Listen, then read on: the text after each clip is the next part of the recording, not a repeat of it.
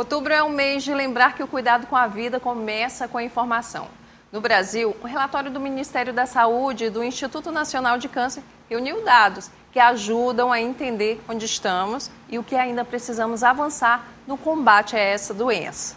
Em 2024, por exemplo, o SUS realizou 4,4 milhões de mamografias, a maioria em mulheres entre 50 e 74 anos. Essa é uma faixa considerada prioritária. Mesmo assim, o país deve registrar mais de 73 mil novos casos até o final deste ano, de 2025. No que diz respeito a óbitos, infelizmente, em 2023, foram mais de 20 mil vidas perdidas no país. Mas há também sinais de esperança. O estudo mostra uma queda na mortalidade entre mulheres de 40 a 49 anos. Resultado direto do diagnóstico precoce e do acesso ao tratamento, demonstrando mais uma vez que a prevenção é sempre o melhor caminho. Uma dica que não vale apenas para o mês de outubro, mas para o ano inteiro. Porque quando o cuidado chega a tempo, ele salva. Outubro Rosa, este é o tema de hoje. O Toda Mulher está no ar.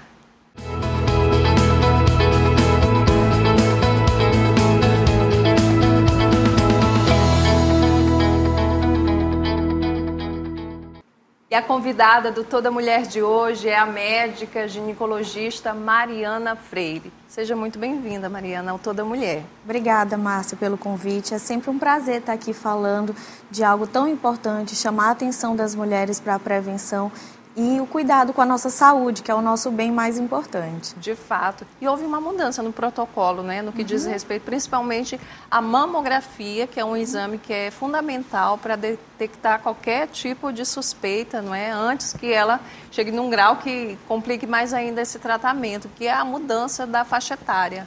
Antigamente era prescrito para a partir dos 50, é isso? Como fez a mudança?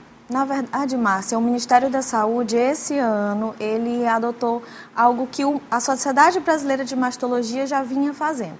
Anteriormente, o Ministério da Saúde recomendava a mamografia a ser feita entre os 50 e 69 anos, e isso a cada 2 anos.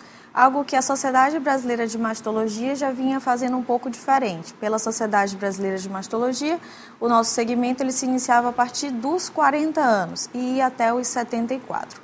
E esses exames de prevenção sendo realizados de forma anual.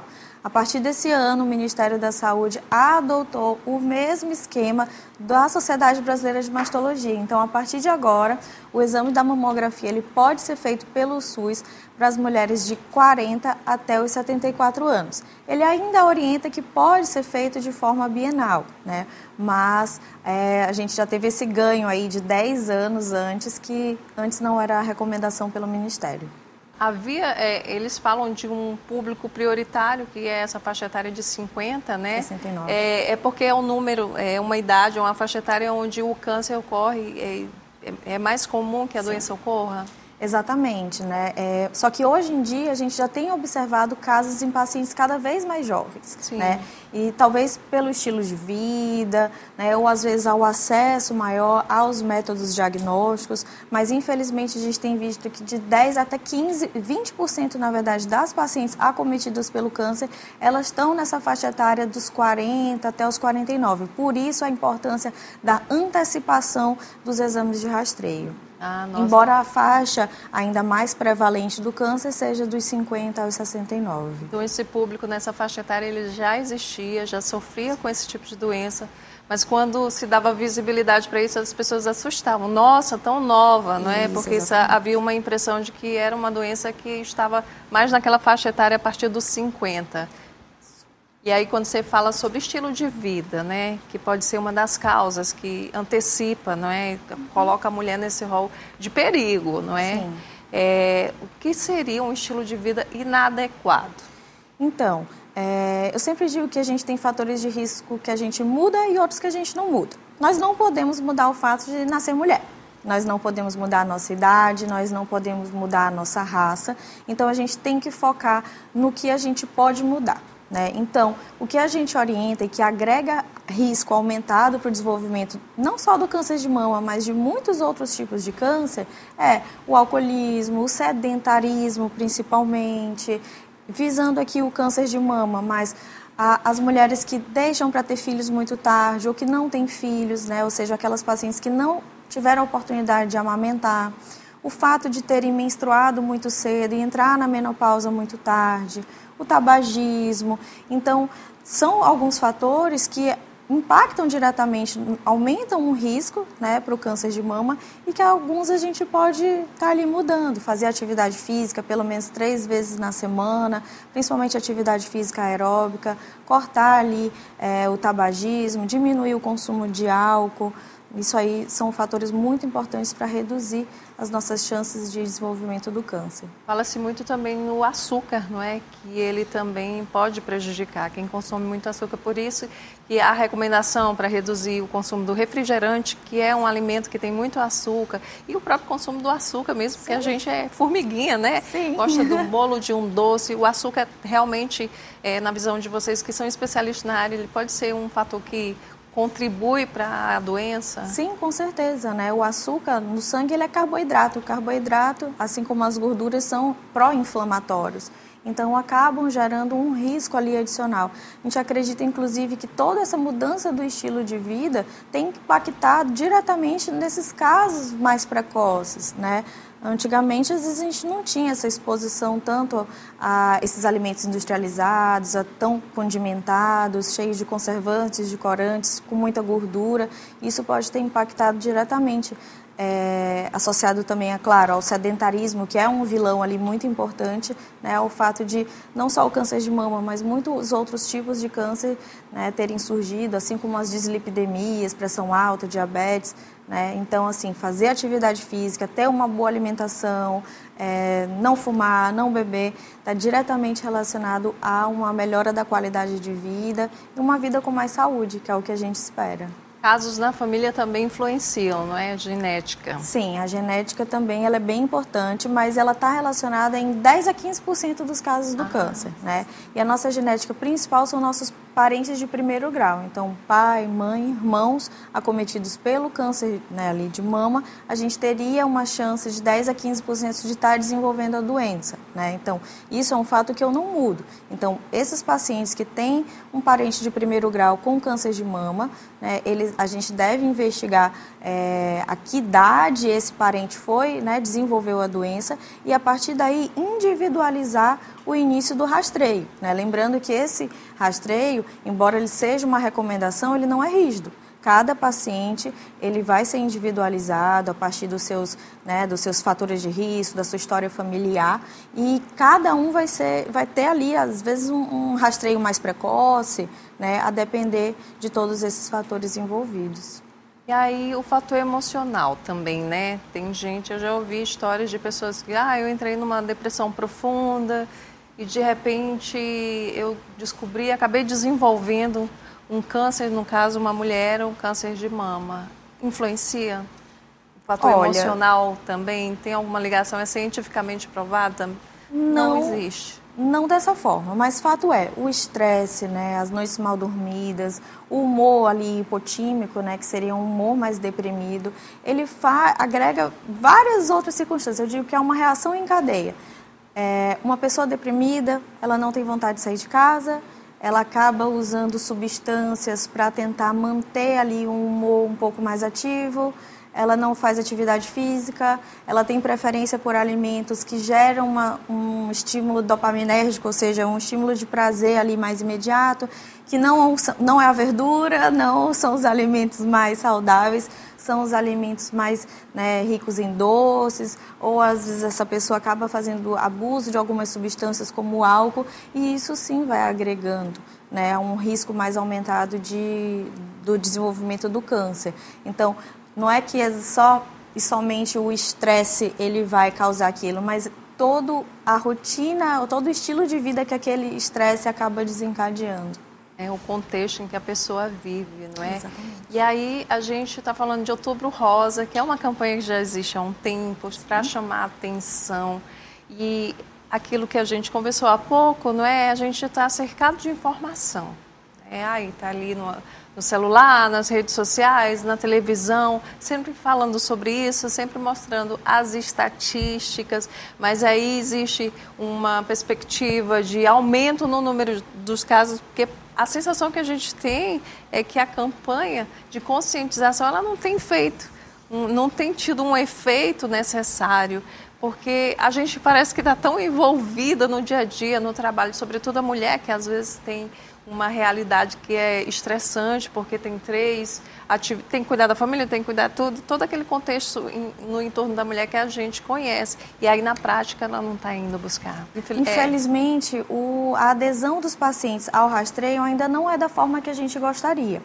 Mas, pelo menos ter a consciência de que, opa, eu tenho que fazer o exame, já liga ali um alerta, já fica aquele, né, chamadinho ali no ouvido, aquela atenção. E por mais que a gente tenha uma rotina muito atribulada, é importante, né, tá mantendo esse rastreio em dia, até para que a gente possa ter saúde para cuidar da nossa família, né? Infelizmente, algumas pacientes já esperam chegar ali a doença, né, que não é o nosso objetivo, né, para procurar assistência médica. O nosso objetivo é a identificação de uma lesão, se a gente identificar, de uma forma muito inicial. Eu sempre digo que tudo que é descoberto no início é fácil da gente resolver. Isso traz menos impacto, não só de custo para a saúde, mas tem um tratamento menos agressivo. Às vezes não, a taxa de cura ela consegue ser atingida. Então, são pacientes que conseguem atingir a cura, né, se descoberto em estágios ainda iniciais. Coisas que, se descoberto já muito avançado, isso tem um tratamento muito mais agressivo, que vai impactar ali na qualidade de vida diretamente, né, com, né, querendo ou não, sintomas a mais ali da doença. Então, o nosso objetivo é não deixar chegar a esse momento, mas, se descoberto, que seja descoberto de uma forma muito inicial. Então, o alerta é para que a gente não espere chegar, não espere a doença acontecer, mas prevenir. Eu digo que a ginecologia é uma especialidade de prevenção, não só do câncer de mama, mas no câncer do colo do útero.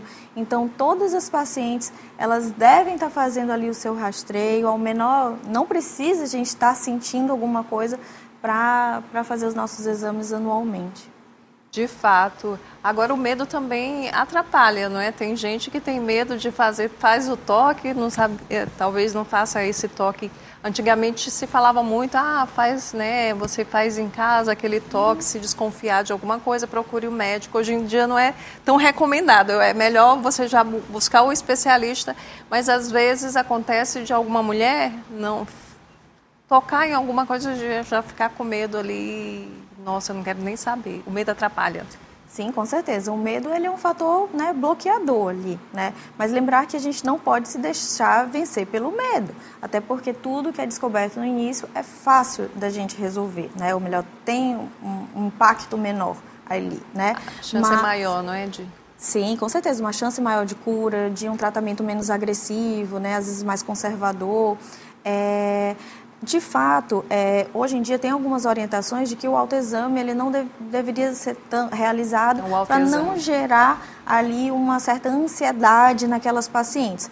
Mas acredito que conhecimento, né, é poder. Então, se você se conhece, você sabe o que pode estar alterado ou não. Então, assim, apesar de não ser algo tão estimulado, mas é importante que você se conheça, porque ao menor sinal, né, de alteração, você vá procurar assistência médica, né? Não fique em casa esperando aquilo ali se agravar para procurar ajuda. Eu sempre digo também, é melhor vir e não ser nada do que ficar correndo perigo em casa. Ou imaginando coisa, tá vendo, Exatamente. Mulher? Vamos fazer o autoexame também, ainda tá valendo ali. É melhor se autoconhecer, não é? Conhecer seu corpo para evitar problemas. Mariana, a gente vai para um rápido intervalo e já a gente volta com a conversa sobre a importância do diagnóstico precoce do câncer de mama, entre outros assuntos. Não saia daí.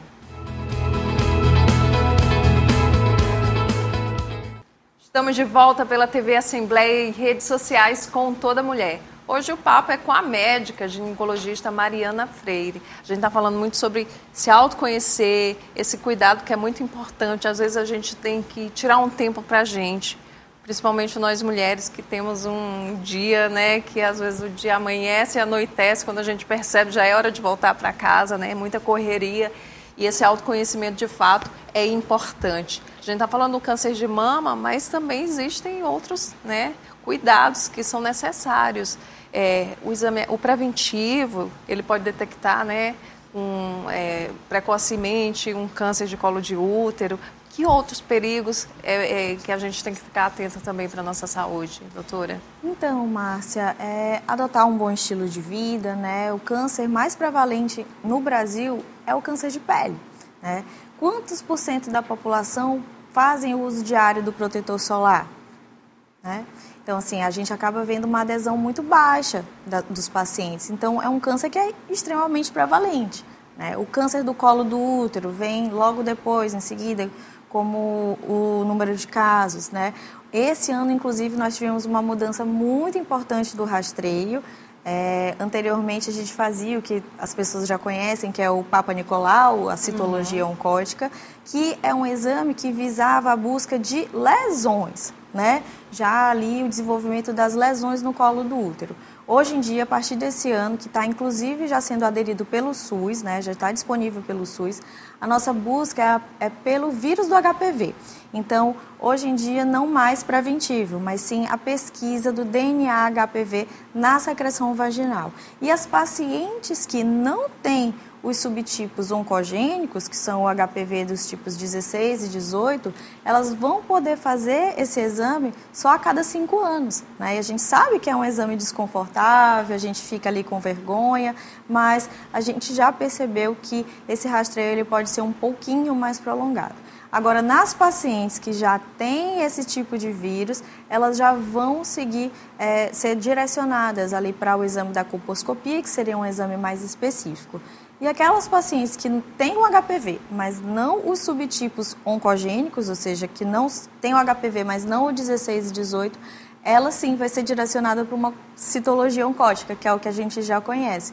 E a partir dos resultados, a gente vai seguir as condutas específicas. Então, esse ano já teve uma mudança do rastreio, mas também muito importante, mesma coisa, tudo que se é descoberto de uma forma inicial tem um impacto menor, né? Tem uma taxa de cura muito mais alta e um impacto menor para a saúde.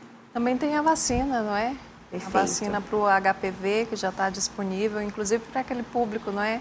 A partir dos 13 anos, isso? Na verdade, não. A vacina do HPV é realizada e indicada para meninas de 9 a 14 anos. Né? Exatamente, viu? Eu errei aqui, mas ela me corrigiu. Disponível pelo SUS. Mas a boa notícia é que o governo do estado ele permitiu que as meninas de 15 a 19 anos possam estar realizando essa vacina até o fim do ano, caso elas não tenham feito na época correta. Então, se você é jovem, tem entre 15 e 19 anos, não atualizou o cartão de vacinação, você pode ir ao posto de saúde para estar realizando a vacina. Ah, doutora, mas eu já tive contato com o vírus do HPV. Vale a pena vacinar? Vale. Isso é muito importante. É uma proteção a mais do nosso organismo contra esse vírus. Então, mesmo as pacientes que estão fora da área de cobertura pelo SUS, elas podem e devem fazer a vacina de forma particular, mas tem benefícios até os 50 anos. E o câncer de colo de útero, ele aparece em qual faixa etária, assim, só pra gente... Qual que é mais comum? A faixa etária mais comum é a partir da 4ª década de vida, né? Lembrando que o câncer do colo do útero, ele é um câncer um pouco diferente do câncer de mama.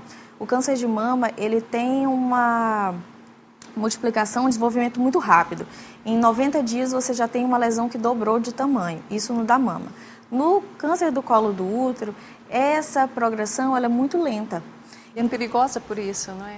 Exato, porque a gente vai deixando, né? Então, assim, não estou sentindo nada. E aí, quando a gente vê, passou 3, 4, 5 anos do nosso último rastreio. E aí, assim, o que a gente quer é descobrir a lesão de uma forma inicial, né, e não deixar já num caso muito mais avançado, onde a gente não vai nem recorrer ali à cirurgia, mas às vezes a uma quimio, uma radioterapia, né, o que gera todo um trauma, todo um custo, né? Exatamente. E aí, já que a gente está aproveitando a sua presença aqui para tirar algumas dúvidas, no caso, o câncer de intestino também é um câncer que é muito comum entre mulheres? Sim, super comum, ainda mais relacionado aos nossos hábitos de vida. A gente tem aqui no Ocidente, né, uma alimentação mais rica em carboidrato, que favorece a constipação. Então, às vezes eu pego pacientes que passam 10, 15 dias sem evacuar. Isso é muito errado, né? Então, é um fator de risco ali a mais para o câncer de intestino. E algo que muita gente não sabe é que a colonoscopia, que é o exame, né, ali do intestino, ele deve ser realizado a partir dos 45 anos, mesmo para as pacientes que não têm um histórico familiar e que são assintomáticas. Então, é um exame que também deve ser ali incluído no nosso segmento, no nosso rastreio de câncer.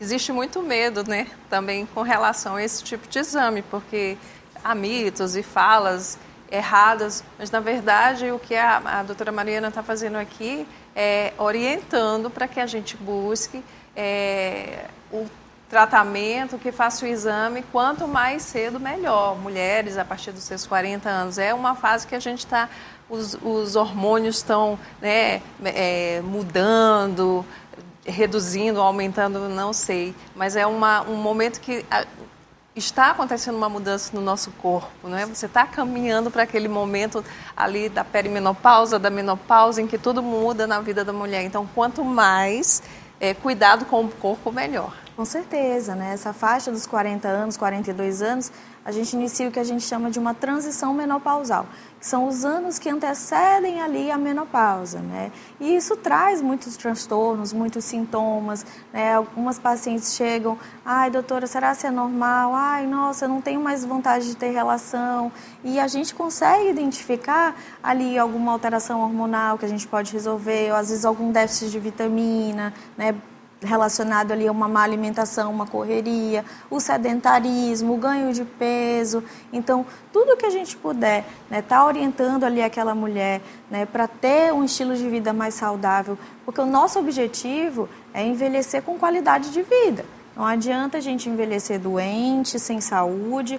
O meu objetivo é que as mulheres hoje em dia, elas possam ter a sua liberdade de estar viajando, de estar fazendo sua atividade física, de ter uma vida sexual. Isso sim é sinônimo de saúde, né, e com qualidade. De fato. Agora, voltando para a questão do câncer de mama, a gente sabe que é raro, você já falou, mas os homens também, aproveitando, né, eles também correm esse risco. Existe um perfil de risco? É também a questão do sedentarismo, do descuido, ou tem outro fator já que é raro? Nos homens, o câncer de mama ele é muito raro. Existe, então, qualquer alteração, né, abaulamento, né, ali uma protusão ali nessa região ali do homem, ele precisa ficar atento. Diferente da gente, mulher, eles não têm um exame de rastreio, então não existe mamografia ali para o homem, né? Mas principalmente o fator genético. Então, se ele é um homem que tem ali uma mãe, uma irmã com câncer de mama ou câncer de ovário, ele tem que ter mais atenção. E, se possível, não ajudar ali aquele câncer, né? Então, adotar um estilo de vida saudável, evitar o tabagismo, fazer atividade física, evitar a bebida alcoólica, são fatores que vão contribuir para a prevenção desse tipo de câncer e de outros também. É uma questão de escolha também, né? A gente tem que escolher fazer aquilo que é certo para a gente. Se ali parar um tempinho para fazer uma atividade física vai te fazer bem, mudar a alimentação, cortar um açúcar, reduzir o consumo de bebida alcoólica, vai te trazer um futuro melhor, porque é difícil, né? Você chega numa idade mais avançada, você não consegue, né, aproveitar a vida, você está ali com problema de diabetes, mobilidade, de hipertensão, como você falou, e aí isso vai agregar na vida dessa pessoa, desse paciente, dessa mulher, a depressão, a ansiedade, e é muito difícil para a pessoa nessa faixa etária estar vivenciando isso, né, podendo agora, nesse momento, fazer pequenas escolhas que podem melhorar a vida dela. Como você falou, são pequenas escolhas. A gente não precisa ser dramático e cortar 100%. Não estou dizendo que nunca você pode beber. Não, mas deixar aquilo ali para algo mais restrito ao final de semana ou a algum evento específico, não tornar isso como um hábito, né? Atividade física, 30 minutinhos de uma atividade física aeróbica já ajuda a reduzir drasticamente as chances de desenvolver câncer. E quantos de nós a gente fica meia hora no celular e passa assim nas redes sociais, né? Super rapidinho. Então, o que são 30 minutos comparado ao benefício que ele vai trazer a longo prazo, né? E aí, assim, a gente tem que pensar que ou a gente cuida da nossa, né, saúde ou a gente vai cuidar da nossa doença. E aí, o que é melhor, né? A gente criar esses hábitos saudáveis, né, para que a gente tenha um envelhecimento saudável, ou cuidar da doença, que é tomar várias medicações, às vezes ter uma limitação de mobilidade, né, de não estar podendo mais ter realmente aquele prazer de uma alimentação, né, mais em excesso. Então, cortar tudo é mais difícil do que ir reduzindo, né? Com certeza. E não só o cortar, mas conviver com todas as consequências, né, de todas essas más escolhas que a gente fez ao longo da vida. É isso aí. Fala pra gente um pequeno protocolo aqui de como a mulher tem que se comportar, a partir de que data, o que ela tem que procurar, o que ela não pode deixar de fazer, doutora? Então, toda mulher com vida sexual ativa a partir dos 25 anos, ela deve iniciar o rastreio para o câncer de colo do útero, e as mulheres a partir dos 40 anos devem iniciar também o rastreio com a mamografia. Mas não só isso, bons hábitos de vida, né, abandonar o sedentarismo, né, eu sou muito advogada da prática da atividade física, né, ter uma alimentação saudável, não fumar de preferência, não fazer uso excessivo de bebida alcoólica, fazer pelo menos uma vez ao ano seus exames de sangue, né, de forma mais preventiva mesmo. É isso aí. Qual a sua mensagem para essas mulheres? Que a mulher que se ama se cuida, né, até para que a gente possa cuidar da nossa família, dos nossos filhos. E é isso, envelhecer com qualidade de vida. É isso, doutora Mariana, muito obrigada, viu, pela sua presença no Toda Mulher. É sempre bom a gente trazer aqui alguém que possa esclarecer para melhorar a vida das outras mulheres que estão por aí nessa luta diária, nessa rotina louca, que tem suas demandas, seus filhos, seus cuidados e o seu compromisso com a própria vida, né? Sim. Vamos nos cuidar, o outubro está finalizando, mas esse é um cuidado para o ano inteiro, gente. Obrigada mais uma vez e obrigada a vocês pela audiência. O Toda Mulher de hoje fica por aqui. Acompanhe as reprises em nossa programação e também no YouTube da TV Assembleia do Maranhão. Até nosso próximo encontro.